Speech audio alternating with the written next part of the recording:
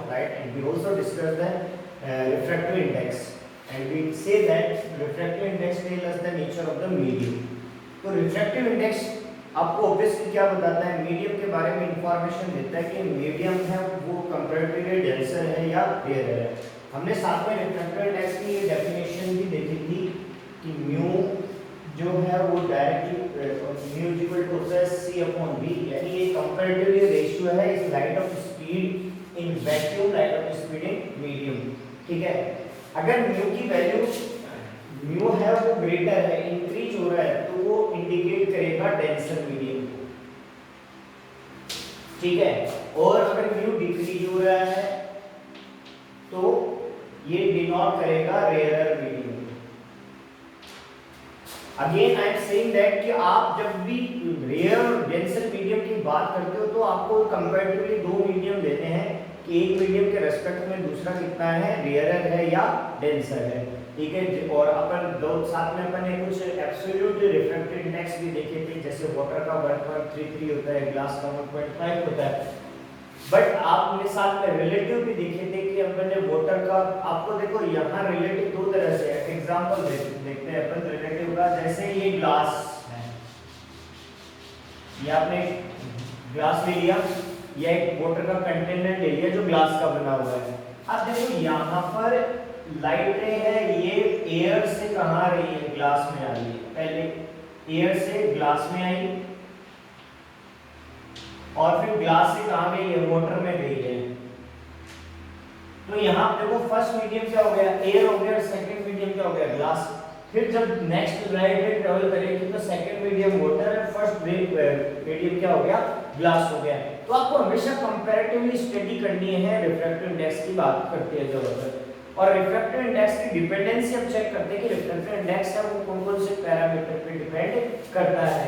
ठीक है, तो देखो रिफ्रैक्टिव इंडेक्स जनरली क्या होता है, mu is equal to c upon v। Refraction की फिनोमेना में मैंने आपको बताया कि लाइट की क्या कौन कौन से पैरामीटर चेंज होते हैं, डायरेक्शन चेंज होती है, वेवलेंथ चेंज होती है,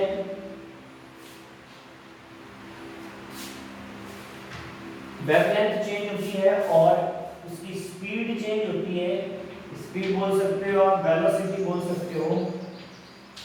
देखो जब आप सिर्फ मैग्नीट्यूड की बात करोगे तो अपन वेलोसिटी बोलते हैं, सॉरी स्पीड बोलते हैं, और जब डायरेक्शन आप वेक्टर फॉर्म में आगे हायर जब आप थोड़ी नीट और आईआईटी की प्रिपरेशन के साथ जाओगे तो अपन वेलोसिटी लेते हैं। वहां पर वेलोसिटी क्यों लेते हैं, क्योंकि लाइट रे को अपन एज ए वेक्टर कंसीडर करते हैं, और ये तीन पैरामीटर्स के चेंज होते हैं। और साथ में तो अनचेंज क्या होता है, फिर अनचेंज होता है उसका frequency.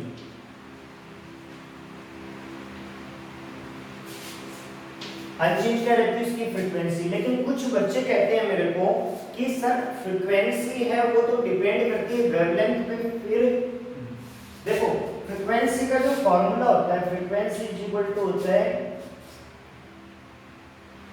nu is equal to c upon lambda, velocity of light in v by lambda. देखो ये v बाय लैम्डा होती है फ्रीक्वेंसी। किसी भी वेव की जो फ्रीक्वेंसी होती है वो स्पीड होती है और वेवलेंथ दोनों का रेशियो क्या कहलाता है, फ्रीक्वेंसी कहलाती है। अब हम कह रहे हैं कि देखो स्पीड भी चेंज हो रही है, वेवलेंथ भी चेंज हो रही है, यानी लैम्डा में भी चेंज आ रहा है और वेलोसिटी भी चेंज हो रही है, और हम कह रहे हैं कि फ्रीक्वेंसी अनचेंज है। जबकि इस फार्मूले के हिसाब से देखें तो फ्रीक्वेंसी भी चेंज होनी चाहिए। तो देखो अपन ये जो रेशियो ले रहे हैं ये किसका रेशियो है, एक्चुअल में फ्रीक्वेंसी कोई अलग फिजिकल क्वांटिटी नहीं है, ये डिपेंडेंट फिजिकल क्वांटिटी है। कैसे डिपेंडेंट है कि फ्रीक्वेंसी डिपेंड कर रही है वेलोसिटी पे और लैम्डा पे। अब हम कह रहे हैं कि जब लाइट रे रेयरर मीडियम में होती है, रेयरर मीडियम में होती है तो उसकी वेलोसिटी तो होती है हायर और लैम्डा होता है कम। ठीक है, जैसे ये डेंसर में जाती है तो देखो इसकी वेलोसिटी क्या हो जाएगी, डिक्रीज हो जाएगी। वेलोसिटी तो क्या हो जाएगी, डिक्रीज, और लैम्डा क्या हो जाएगा, इंक्रीज हो जाएगा। तो यहां से देखो रेयरर की बात करते हैं अपन, देखो जिस मैग्नीट्यूड में वेलोसिटी इंक्रीज हो रही है उसी मैग्नीट्यूड में क्या इंक्रीज हो रहा है, डिक्रीज हो रहा है, लैम्डा डिक्रीज हो रहा है। वेलोसिटी जिस रेशियो में इंक्रीज हुई उसी रेशियो में लैम्डा क्या हो गया, डिक्रीज हो गया। तो फ्रीक्वेंसी मान लीजिए आपको 10 हर्ट्ज मिल जाती है, आपको एग्जांपल ले लिया। अब मान लो यहां आके इस जगह कि इस रेयर में तो ये जितनी वेलोसिटी इंक्रीज हुई उतना ही क्या डिक्रीज हो गया, लैम्डा डिक्रीज हो गया। अब देखो यहां जैसे आता हूं तो लैम्डा चेंज हो रहा है, वेवलेंथ चेंज हो रही है, वेलोसिटी भी चेंज हो रही है, स्पीड भी चेंज हो रही है। लेकिन देखो जिस फिगर में वेलोसिटी डिक्रीज होगी उसी फिगर में लैम्डा क्या हो जाएगा, इंक्रीज हो जाएगा। तो मतलब कुल मिला के ये जो दोनों का रेशियो आता है, ये वाला रेशियो, ये हर हाल में कैसा रहता है, कांस्टेंट रहता है।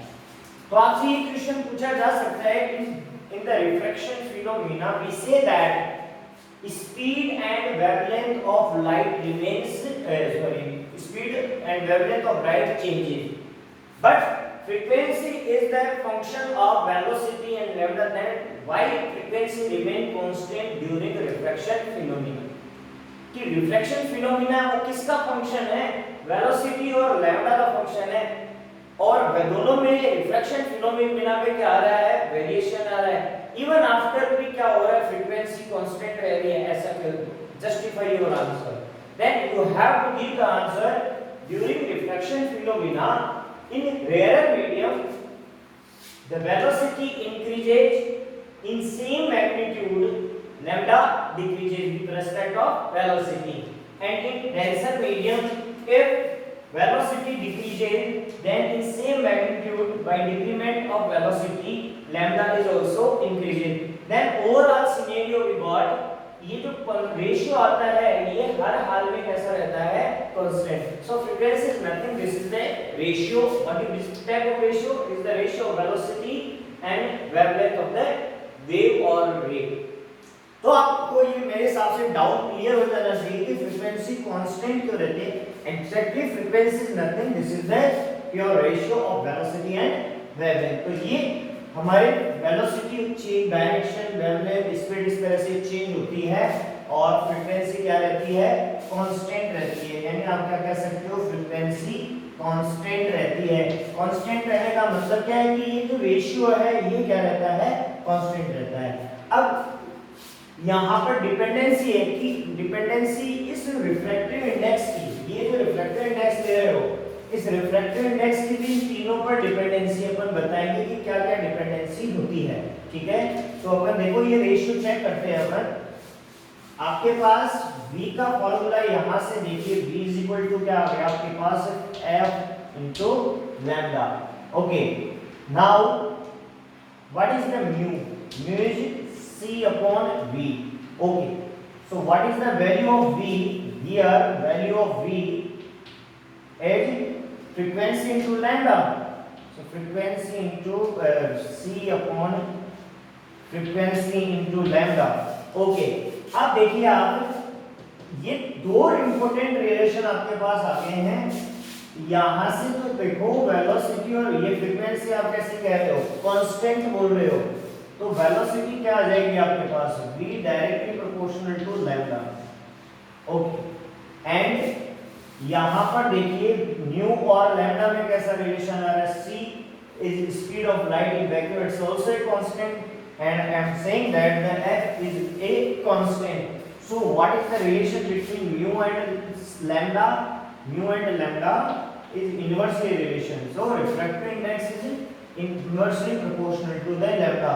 तो देखिए यहां से अगर अपन सॉल्व करें इसको तो v न्यू में और v में क्या कैसा रिलेशन आएगा, तो nu is directly proportional to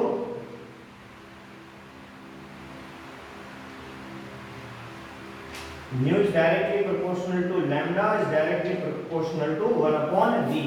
तो ये बहुत ही इंपॉर्टेंट रिलेशन आपके पास आ जाता है कि अगर वेवलेंथ हायर है तो हायर वेवलेंथ के लिए ये किसकी तरह बिहेव करेगा, रेयर मीडियम की तरह बिहेव करेगा, और लोअर वेवलेंथ के लिए ये क्या बिहेव करेगा, डेंसर मीडियम की तरह। तो अपन चेक करते हैं कि इस पे बेस्ड क्वेश्चन किस तरह से से आते हैं, इसके बेस रिलेशन किस तरह से आएंगे।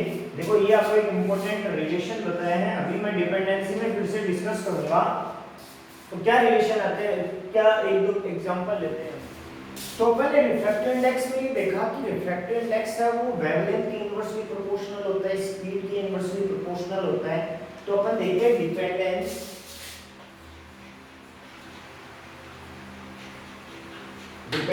ऑफ आर आई का मतलब क्या हो गया, refractive index.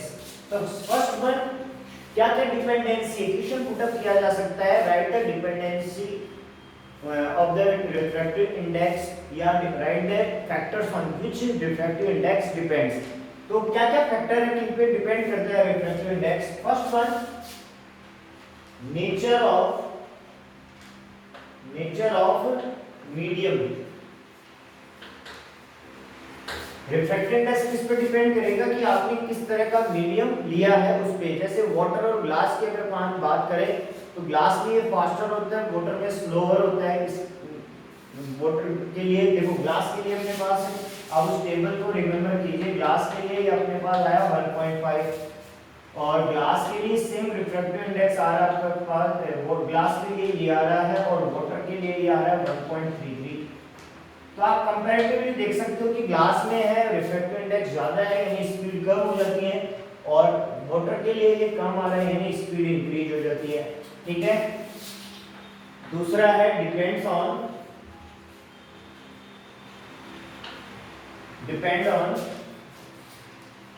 Wavelength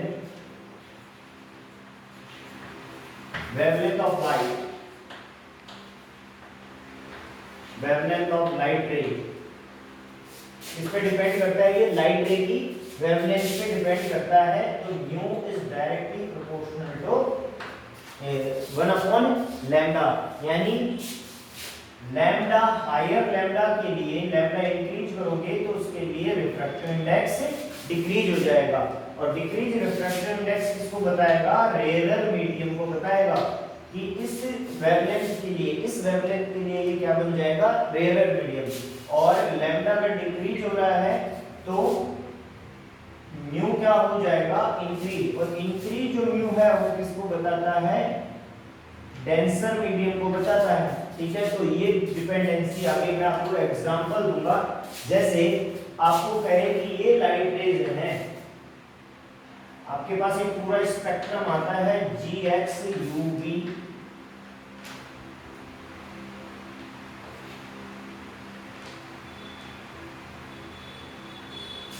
IM radio. देखो ये V का मतलब होता है विजिबल, ये स्पेक्ट्रम आता है आपके पास, ध्यान से सुनना। इस स्पेक्ट्रम में मैं यहां पर लिख देता हूं इसको, इस स्पेक्ट्रम में देखो ये है गामा रेज, ये एक्स रेज, ये अल्ट्रावायलेट, ये विजिबल, ये I का मतलब इंफ्रारेड, M का मतलब माइक्रो, और ये रेडियो। तो इनमें गामा जो रेज होती है इसकी फ्रीक्वेंसी मैक्सिमम होती है और फिर ये डिक्रीज हो जाती है, यहाँ पर फ्रीक्वेंसी मिनिमम होती है। तो ये फ्रीक्वेंसी का रेशियो है। अगर अपन लैम्डा की बात करें तो लैम्डा इसके लिए आ जाता है, लैम्डा इसका मिनिमम होता है और लैम्डा इस रेडियो का मैक्सिमम हो जाता है। ठीक है, अब ध्यान से सुनना मेरी बात को। आपको कहे कि अल्ट्रावायलेट, एक बार मैं फिर से रिकॉल कर रहा हूं, ये गामा, एक्सरे, अल्ट्रावायलेट, विजिबल जिसे आप देख सकते हैं, इंफ्रा, माइक्रो, रेडियो। ठीक है, इंफ्रारेड, माइक्रोवेव और रेडियो वेव। तो इसको आप ऐसे याद रखिए, GX अल्ट्रावायलेट, IM रेडियो। ठीक है, ये दोनों साथ में आ जाएंगे, एक भी अल्ट्रावायलेट के लिए आ जाएगा, एक विजिबल के लिए आ जाएगा। तो ये आपके पास स्पेक्ट्रम है। अब इस स्पेक्ट्रम में इसकी हाईएस्ट फ्रीक्वेंसी होती है, फिर ये डिसेंडिंग ऑर्डर में होती है। एक्स रेज की इससे कम, अल्ट्रावायलेट की इससे कम, विजिबल की इससे कम, इंफ्रा की इससे कम, ठीक है, माइक्रोवेव की इससे कम, रेडियो की इससे कम। ठीक है, ऐसे ही सेम फैशन में रेडियो की जो वेवलेंथ होती है रेडियो वेव की वो हाईएस्ट होती है, और ये वेवलेंथ है फिर डिक्रीज हो जाती है, यानी हाईएस्ट वेवलेंथ रेडियो वेव की उससे कम, माइक्रो की उससे कम, इंफ्रारेड की उससे कम, विजिबल की उससे कम, अल्ट्रावायलेट की, और सबसे कम किसकी मिलेगी, गामा रेज की मिलेगी। इन सारी रेज की अपन स्टडी करेंगे इलेक्ट्रोमैग्नेटिक वेव आपका चैप्टर है उसके अंदर, और एक दो चैप्टर और हैं ड्यूल लेक्चर में भी अपने को ये स्पेक्ट्रम ये ध्यान रखना। तो आपसे यहाँ से भी क्वेश्चन पुटअप किया जा सकता है कि बताइए इनमें से हाईएस्ट फ्रीक्वेंसी किसकी है इस स्पेक्ट्रम में से, तो आप बोलोगे गामा रेज की। सबसे कम फ्रीक्वेंसी किसकी होती है, रेडियो की। हाईएस्ट वेवलेंथ किसकी होती है, रेडियो की। लोएस्ट वेवलेंथ किसकी होती है, गामा रेज की। तो ये आपकी इलेक्ट्रोमैग्नेटिक वेव की थ्योरी से लिया हुआ है। लेकिन अब ये आपका ऑप्टिक्स में यहाँ कैसे काम आ रहा है, देखो आपको कहे कि ये एक ग्लास दिया हुआ है आपको, ठीक है, और इस ग्लास में से इंफ्रारेड और कोई सी भी उठा लीजिए आप, माइक्रोवेव दोनों आ रही है। बताइए स्पीड किसकी जा रिफ्रैक्टिव, कौन से के लिए तो ये रेयरर होगा, कौन से के लिए डेंसर होगा, ठीक है।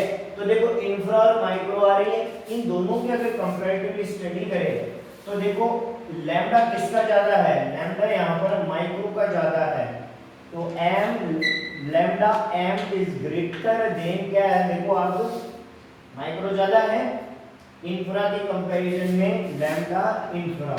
तो देखो जिसके लिए लैम्डा ज्यादा होगा उसके लिए मीडियम कैसा वर्क करेगा, रेयर मीडियम।